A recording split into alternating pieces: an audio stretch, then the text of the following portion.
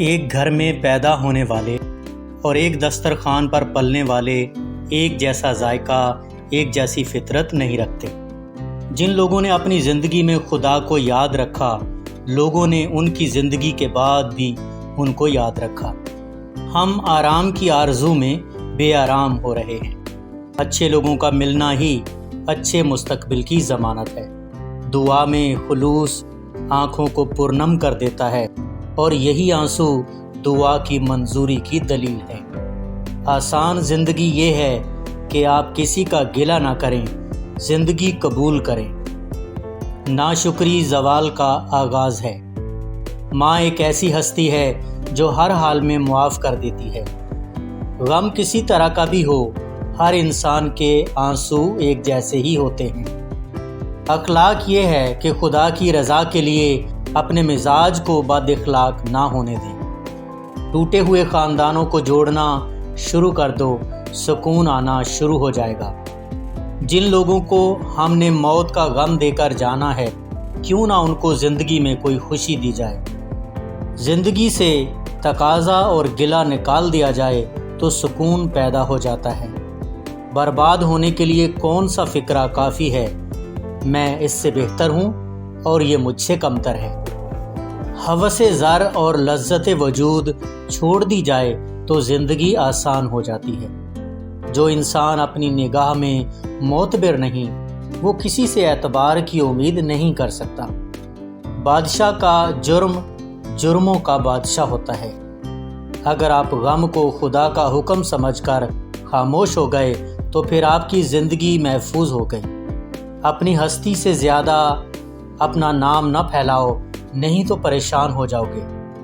خدا کی رحمتوں سے مایوس نہ ہونے کا حکم ہے، یعنی اپنے مستقبل سے مایوس ہونے کی اجازت نہیں۔ جہاز خطرے میں ہو تو مسافروں کو دعا سکھانے کی ضرورت نہیں پڑتی۔ دعا ان کے دل سے نکلتی ہے، بلکہ آنسو بن کر ٹپکتی ہے۔ اس کو راضی رکھو جو ہم سفر ہے، چاہے وہ ہم خیال نہ بھی ہو۔ پیٹ میں آگ ہو تو دل میں سکون کہاں؟ کسی کی یاد میں جاگنے والا کبھی بدقسمت نہیں ہو سکتا۔ مشکل وقت کوشش سے نہیں، یقین سے نکلتا ہے۔ روحانیت یہ ہے کہ پہلے بے ضرر ہو جاؤ اور پھر مفید ہو جاؤ۔ انسان بے بس ہے، بے بسی یہ ہے کہ وہ انسان ہے۔ اپنے دل کے دروازے پر دربان بن کر بیٹھو، سوچو کیا آ رہا ہے اور کیا جا رہا ہے۔ اگر دل میں رکھنے کے قابل ہے تو رکھو، اگر نہیں تو نکال دو۔ لوگوں کو معاف کر کے بے شک بے وقوف بن جاؤ، لیکن سب سے بڑی دانائی ہے۔ توبہ جب منظور ہو جاتی ہے تو یاد گناہ بھی ختم ہو جاتی ہے۔ محبت میں غیر کی رائے لینا حرام ہے۔ دریا عبور کرنے کے لیے کشتی ضرور سبب ہے، لیکن گرداب سے نکلنے کے لیے دعا سفینہ ہے۔ میاں بیوی کو باغ و بہار کی طرح رہنا چاہیے۔ وہ باغ ہی کیا جو بہار سے بیگانہ ہو، اور وہ بہار ہی کیا جو باغ سے نہ گزرے۔ یہ اس کے دم سے ہے، وہ اس کی وجہ سے۔ اندرونی انتشار بیرونی سرحدوں پر خطرے کی شکل میں نظر آتا ہے۔ خوشی کا تعاقب کرنے والا خوشی نہیں پا سکتا۔ یہ مالک کی عطا ہے جو اس کی یاد اور اس کی مقرر کی ہوئی تقدیر پر راضی رہنے سے ملتی ہے۔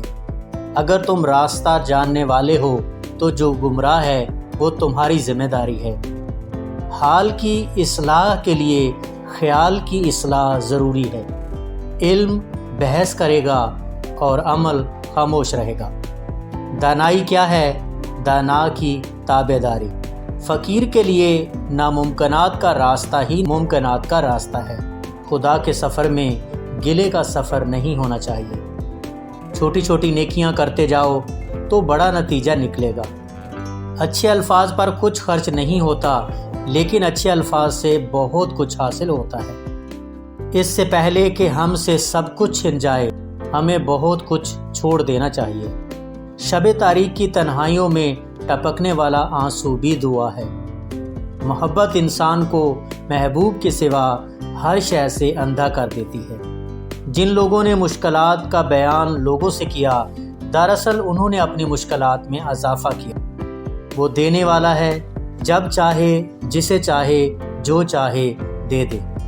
انسان جتنی محنت خامی چھپانے میں کرتا ہے اتنی محنت میں خامی دور کی جا سکتی ہے۔ خواہشات کا اودھم مچا ہوا ہے، نصیحت کی آواز کیسے سنائی دے؟ پہاڑ کی بلند چوٹیاں چھوٹے چھوٹے قدموں سے سر کر لی جاتی ہیں۔ ہم جسے برداشت نہیں کر سکتے اس کو بھی تو خدا نے پیدا کیا ہے۔ ہم لوگ بھی کتنے عجیب ہیں، نشانیاں محفوظ رکھتے ہیں اور لوگوں کو کھو دیتے ہیں۔ شطرنج میں وزیر اور زندگی میں ضمیر اگر مر جائے تو سمجھو کھیل ختم۔ منزل تیری تلاش ہے گھومے گی در بدر، منزل تیری تلاش ہے گھومے گی در بدر، خلق خدا کی راہ سے روڑے ہٹا کے دیکھ۔ گھروں میں اندھے بن کر داخل ہو اور گونگے بن کر نکلو، اسی کو معاف کرنا ہے جس کو معاف کرنا مشکل ہے۔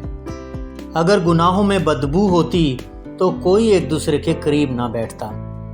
جب تمہاری مشکلات حد سے بڑھنے لگیں تو سمجھ لو کہ خدا تمہیں کوئی بلند مقام دینے والا ہے۔ ہمارے ہاں جب رشتہ کرنا ہو تو عورت کا ماضی دیکھا جاتا ہے اور مرد کا مستقبل۔ غصے کی موجودگی میں کسی کو معاف کر دینا بھی صدقہ ہے۔ سب سے خطرناک انسان وہ ہے جو بے حس ہو۔ فضل کی تلاش بھی فضل ہے اور فضل کا انتظار بھی فضل ہے۔ نفس کو اکسانے کا عمل آنکھوں سے شروع ہوتا ہے۔ نہ جانے کون سی منزل ہے واصف، نہ جانے کون سی منزل ہے واصف، جہاں نہلا کے بلوایا گیا ہوں۔